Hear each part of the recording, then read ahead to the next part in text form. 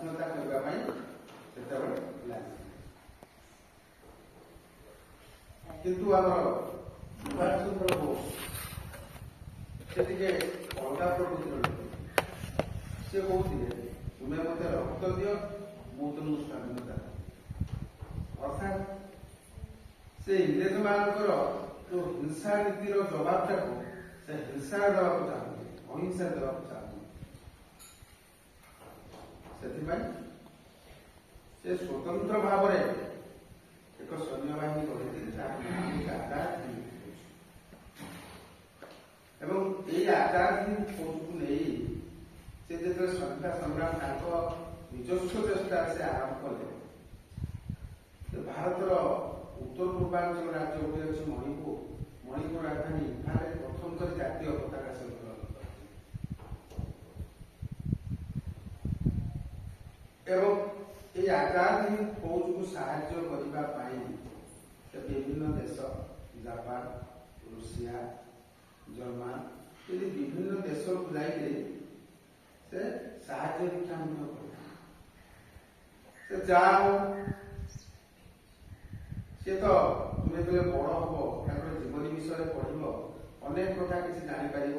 ସେ କେମିତି ଜଣେ ଯୋଦ୍ଧା ଥିଲେ ଏବଂ ଜଣେ ସଂଗ୍ରାମୀ ଥିଲେ, ଜଣେ ବିପ୍ଳବୀ ମଧ୍ୟ ଥିଲେ। ଏକ ମନ ଏକ ପ୍ରାଣ, ତାଙ୍କର ଗୋଟିଏ ଲକ୍ଷ୍ୟ ଥିଲା ଦେଶ ମାତୃକାକୁ ବା ଭାରତ ବର୍ଷକୁ ଇଂରେଜ ମାନଙ୍କ କବଳରୁ ସେ କେମିତି ମୁକ୍ତ କରିବେ, ଦେଶର ସ୍ୱାଧୀନତା ଆଣିବେ।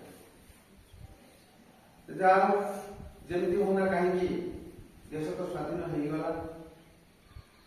କିନ୍ତୁ ଦୁର୍ଭାଗ୍ୟର କଥା, ଏଇ ମହାମାନବଙ୍କର କେବେ କେଉଁଠି ମୃତ୍ୟୁ ହୋଇଥିଲା ତାହା ଏବେ ମଧ୍ୟ ଅମୀମାଂସିତ ହୋଇଥିଲେ, ଅଜଣା ହୋଇକି ରହିଛି।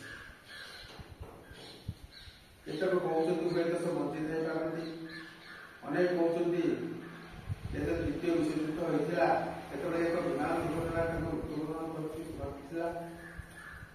ଯାହା ମଣିଷ ତ ଜନ୍ମ ହେଲେ ମରନ୍ତି, ଏଟା କିଛି ନୂଆ କଥା। କିନ୍ତୁ ତାଙ୍କ ଜୀବନ କାଳ ଭିତରେ ସେ ଯାହା ଆମକୁ ଦିଗ୍ଦର୍ଶନ ଦେଇଛନ୍ତି ବା ତାଙ୍କଠାରୁ ଆମେ ଯାହା ଗ୍ରହଣ କରିଛେ, କଣ ନା ଆମର ଏଇ କ୍ଷୁଦ୍ର ଜୀବନ ଭିତରେ, ସଂକ୍ଷିପ୍ତ ଜୀବନ ସମୟ ଭିତରେ ଆମେ ସର୍ବଦା ଚେଷ୍ଟା କରିବା ଏ ଦେଶ ପାଇଁ, ଏ ଜାତି ପାଇଁ ଆମେ ସେବା କରିବା, ଗୌରବ ଆଣିବା, ଦରକାର ପଡ଼ିଲେ ଆମ ଜୀବନର। ତେଣୁ ଆଜିର ଏହି ପବିତ୍ର ଦିବସର ତାତ୍ପର୍ଯ୍ୟ ଆମକୁ ଏହା କହୁଛି ଯେ ଆମ ଯୋଉ ମହାମାନବଙ୍କର କଠୋରତାରେ ଆଜି ବସିଛେ, ତାଙ୍କର ଯାହା ଲକ୍ଷ୍ୟ ଥିଲା, ତାଙ୍କର ଯାହା ଉଦ୍ଦେଶ୍ୟ ଥିଲା, ଆମେ ମଧ୍ୟ ସେମିତି ତାଙ୍କରି ଲକ୍ଷ୍ୟ ପଥରେ, ତାଙ୍କର ଉଦ୍ଦେଶ୍ୟ ବାଟରେ ଆମେ ମଧ୍ୟ ଆମ ନିଜକୁ, ଆମ ଦେଶକୁ ଆଗେଇ ନେବା। ଏତିକି କହି ମୋ ବକ୍ତବ୍ୟ ଶେଷ।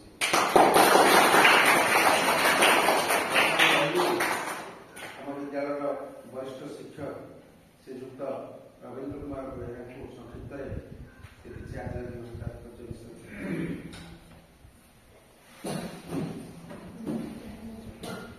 ସମ୍ମାନୀୟ ପ୍ରଧାନ ଶିକ୍ଷକ, ସରକାରୀ ଶିକ୍ଷକ ତଥା ଏ ବିଦ୍ୟାଳୟର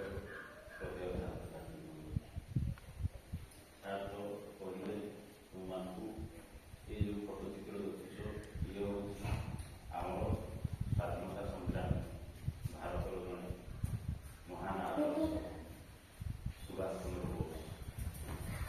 ସେ ଛୋଟ ପିଲାଦିନୁ ବହୁତ ବିଚକ୍ଷଣ ଥିଲେ। ସେ ଥିଲେ ବିଦେଶକୁ ମଧ୍ୟ ସେ ପଡ଼ିଯାଇଥିଲେ ଏବଂ ପ୍ରଥମ IAS ହେଇଥିଲେ, ICS ଏହି ସମୟ ଥିଲା ICS, ଇଣ୍ଡିଆନ୍ ସିଭିଲ୍ ସର୍ଭିସରେ ସେ ଆମ ଭାରତର ପ୍ରଥମେ ସେ ଏଟାକୁ ଆକ୍ୱାର କରିଥିଲେ। ତେଣୁ ସେ ସୁଭାଷ ବୋଷଙ୍କ ବିଷୟରେ ବହୁତ କିଛି ସାର୍ କହିଗଲେ, ସମାନ ଜାଣିଛ, ଇତିହାସ ପଡ଼ିବ। ଆମର ପୂର୍ବରୁ ଗୋଟେ ଦେଶ ଏବେ ବି ଗୋଟେ ଅଛି ଜର୍ମାନ, ଜର୍ମାନ ବିପ୍ଳବ ଜଣେ ଛାତ୍ର ଥିଲେ, ତାଙ୍କର ଇଏ ଜଣେ ମଣିଷ ବନ୍ଧୁ ହେଇପାରିଥିଲେ ହେଲା। ସେ ସେ ଚାହୁଁଥିଲେ ସାରା ରଖିବା ପାଇଁ ହେଲା। ସେ ବୁଝି ଛପିକି ଆମ ଭାରତରୁ ସେ ଦେଶକୁ ଯାଇଥିଲେ ଏବଂ ତାଙ୍କ ସହିତ ସାକ୍ଷାତ ବିନିମୟ କରିଥିଲେ ଏବଂ ସେ ହିଟଲର ଜଣେ ସାଧାରଣ ମଣିଷ ନଥିଲେ, ତାଙ୍କର ପ୍ରତିଛବି 4-5ଟା ଖଣ୍ଡ ସେ କରିକି ସବୁଆଡ଼େ ଛାଡ଼ୁଥିଲେ। କାରଣ ଦେଖେଇ ତାଙ୍କୁ ହଠାତ୍ ଜାଣିପାରିବେନି ଯେ ପ୍ରଫେସର ରିଏଲ ହିଟଲର କିଏ, କିନ୍ତୁ ଏଇ ମହାମାନବ ଆମ ସୁଭାଷ ଚନ୍ଦ୍ର ବୋଷ ତାଙ୍କୁ ଜାଣିପାରିବେ। এইটা আমার ইতিহাস কারণ এই দিন স্বাধীনতা সংগ্রাম আনলে ଆମ ଭାରତକୁ ଶୀଘ୍ର କିନ୍ତୁ ସ୍ୱାଧୀନତା ଆଣିଦେଲେ। ଯେମିତି ସେ ସ୍ୱପ୍ନ ଦେଖୁଥିଲେ ଠିକ୍ ସେଇଭଳି ମୁଁ ଏଇଠି ଯେତେ ଉପସ୍ଥିତ ପିଲାମାନେ ସମସ୍ତଙ୍କୁ ମୁଁ କହିବି ଯେ ତୁମେମାନେ ମଧ୍ୟ ଆଗାମୀ ଦିନରେ ଜଣେ ଜଣେ ଦେଶର ଭବିଷ୍ୟତ ନାଗରିକ ହିସାବରେ এই ଦେଶର ସ୍ୱାଧୀନତାକୁ ଅକ୍ଷୁଣ୍ଣ ରଖିବ, এই ଦେଶର ସାର୍ବଭୌମତ୍ୱକୁ ଅକ୍ଷୁଣ୍ଣ ରଖିବ। ଜଣେ ଜଣେ এই ସ୍ୱାଧୀନତା ସଂଗ୍ରାମୀ ଆମର ସୁଭାଷ ଚନ୍ଦ୍ର ବୋଷଙ୍କ ଭଳି ହେବା ପାଇଁ ଚେଷ୍ଟା କରିବ। ଆଉ ସାର୍ମାନେ ଯାହା କୁହନ୍ତି ସେଇଟାକୁ ଅକ୍ଷର ପାଳନ କରିବ। ସଦାବେଳେ ଯାହା ଯେମିତି ଭଲ କରିବୁ ଭଲ ହେବ। ମାନେ ସବୁ ଲୋକ ବା ସବୁ ଜୀବଜଗତର ସହଜରେ ମଣିଷ ଜନ୍ମ ପାଏ।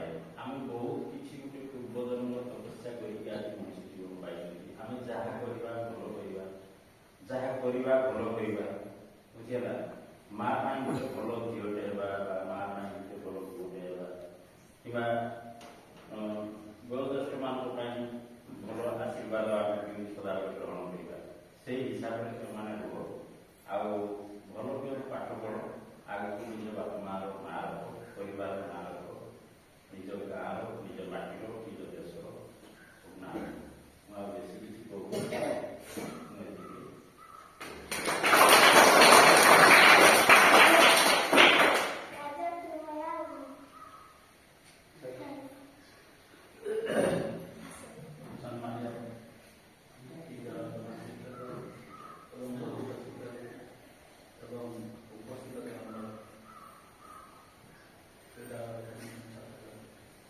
ଆଜି ଯେଉଁ ଫଟୋଚିତ୍ର ଆମେ ଦେଖୁଛନ୍ତି, ଏହି ଫଟୋଚିତ୍ର ହେଉଛି ନେତାଜୀ ସୁଭାଷ ଚନ୍ଦ୍ର ବୋଷ ଜନ୍ମ ଦିବସ।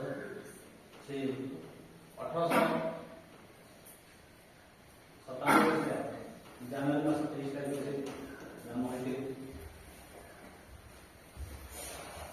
କଟକ ଓଡ଼ିଆ ଜନ୍ମ ବିଷୟରେ ସାର୍ ମୁଁ ଆଉ କହିବିନି। ଆମେ ଆଜି ଦିବସ ଏ ଦିବସକୁ ଆମେ ପ୍ରତିବର୍ଷ ପାଳନ କରିବା। ଏହି ଦିବସରେ ତାଙ୍କର ଗୁଣର ମହତ୍ଵ ଆମେ ସବୁ ବୁଝିଲେଣି। ସେ କ'ଣ କେମିତି ଥିଲେ, ସେମାନଙ୍କ ସାର୍ ସବୁ ପୁଙ୍ଖାନୁପୁଙ୍ଖ କହିସାରିଲେଣି। ମୁଁ ଆଉ ବେଶୀ କହୁନି। ତମେ ସମସ୍ତେ ଆମେ ଜାତି ବର୍ଣ୍ଣ ଧର୍ମ ନିର୍ବିଶେଷରେ ସମସ୍ତେ ସମାନ, ସମସ୍ତେ